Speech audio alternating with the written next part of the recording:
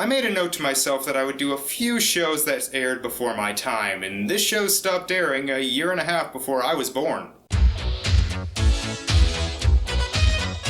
The real Ghostbusters aired from 1986 to 1991 for 7 whole seasons. Of course, it's based on the very successful 1984 movie that, while rated PG, was 1984 PG. As in, you could have smoking, swearing, and tons of sex references. None of that transferred to the cartoon, but it apparently worked. I haven't seen much of this show, however, I have fond memories of watching 2 episodes that were included with a second movie in a 2-disc DVD box set I got for Christmas. Yeah, well, the first film got deleted scenes, a commentary, and even storyboards. The second got 2 episodes of the cartoon. Whether you like the movie or not, you gotta at least feel a little bit sorry for it. Thankfully, the Blu-ray has more. So while my experience with the show is limited, I do love the movie, so I don't think I'll get lost. The episode we're looking at is from Season 5, not long after the second film came out.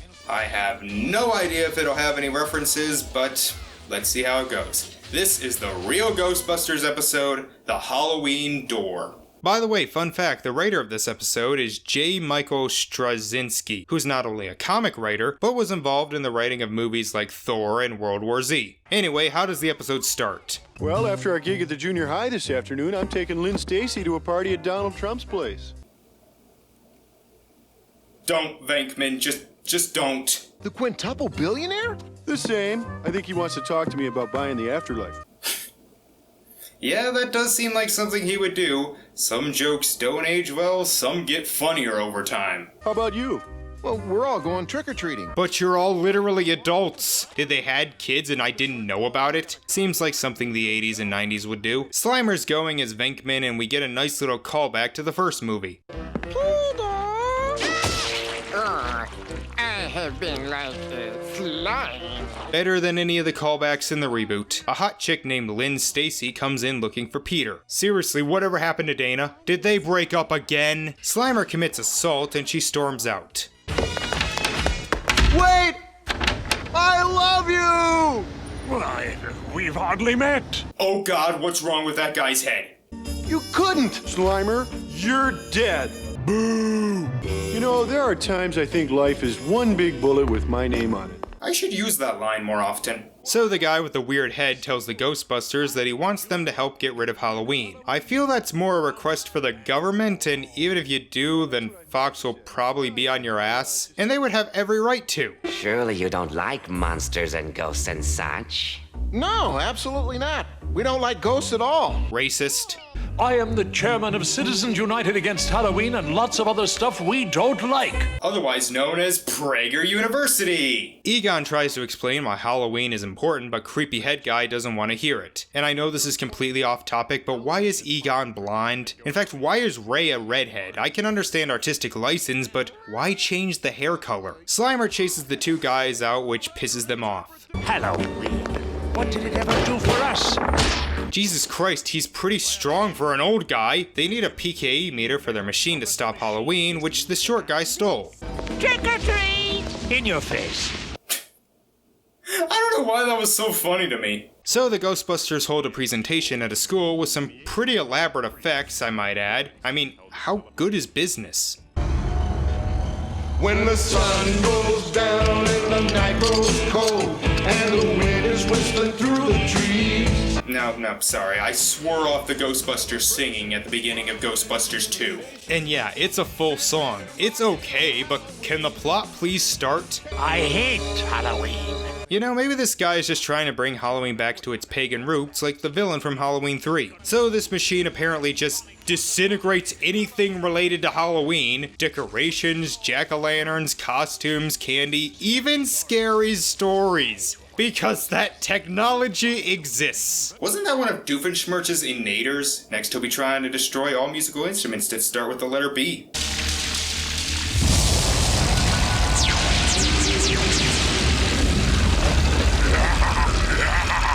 Holy shit, Cthulhu! Quick, get Kristen Stewart and TJ Miller. So the shorter guy was a monster, which Okay, I didn't see that coming. We used you and your machine. It was easy preying on people's fears. We needed a mortal to open the door to the other side. Oh please, a door gets open to the other side like every month in this universe. It's nothing special. As the ghosts attack the city, the guys arrive to put in some overtime. Well, isn't there anything we can do? Stay inside, lock the door, and don't come out until it's over. I meant about the ghosts, not the coronavirus. I think one of the reasons this show was so popular was the creativity with the ghosts. In the movies, they could sometimes be unique, but for the most part pretty standard. This show put in a lot of effort into the designs. We've hit the big time.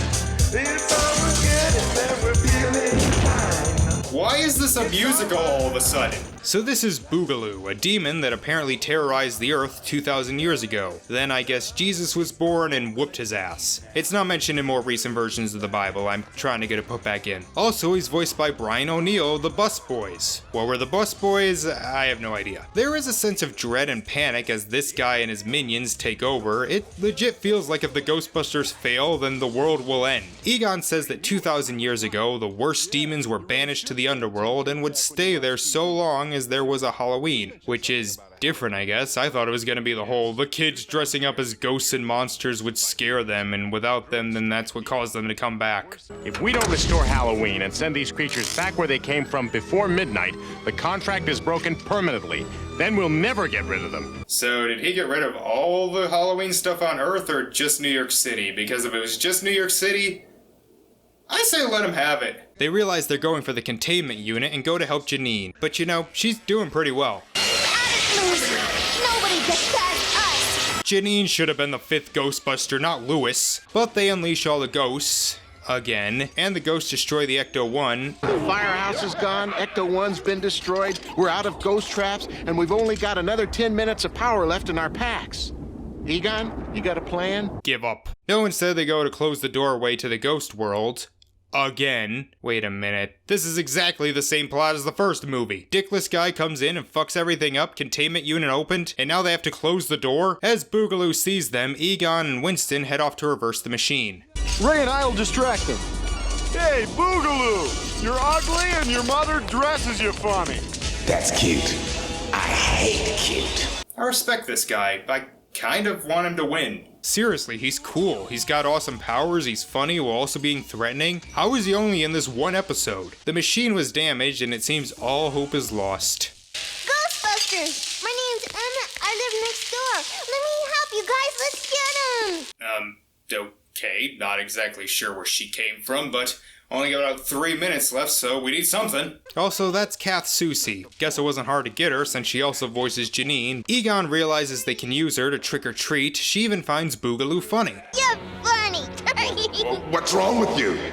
Aren't you afraid of me? Nope.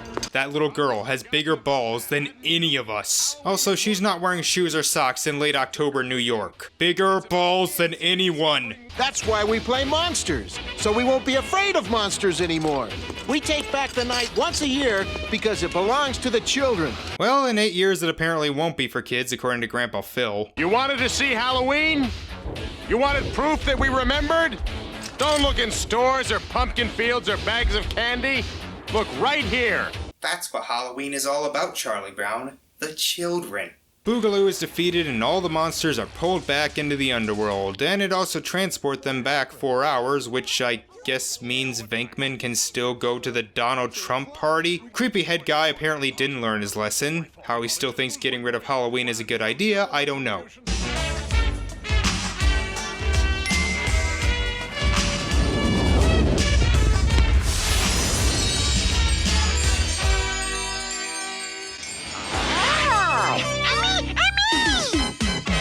So yeah, this episode was pretty good.